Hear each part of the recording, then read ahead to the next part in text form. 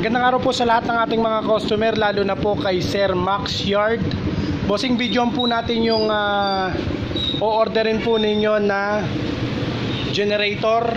Ito po yan, dalawang klase yung ating 3,500 watts. Ito po, bale ito, dihila po siya, no? Yung pag-i-start nya. Pero ito yung bago po ngayon.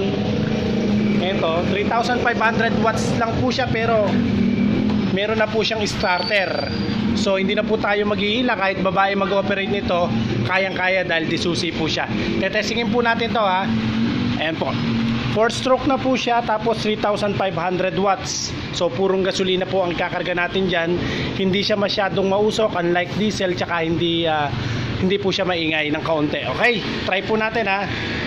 Ito po yung key, susian natin, choke natin muna. Okay, susi. Okay, para lang nagbukas ng sasakyan.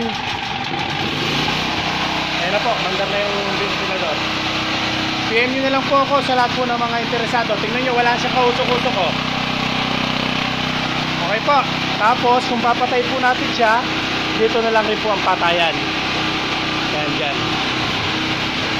Ito po, PM nyo na lang po ako sa lahat ng mga interesado. 13.5 lang po sa atin yan. Brand new po yan, heavy duty na generator. Yung dihila lang po siya, ano lang po, ayan, o, pag lobat, ito po siya. Okay, dito nyo siya ilahin. Yung dihila lang po, 11.9. Grass cutter po natin, 4.8 lang po. Chainsaw, 24 inches, 6.5 lang. Okay po.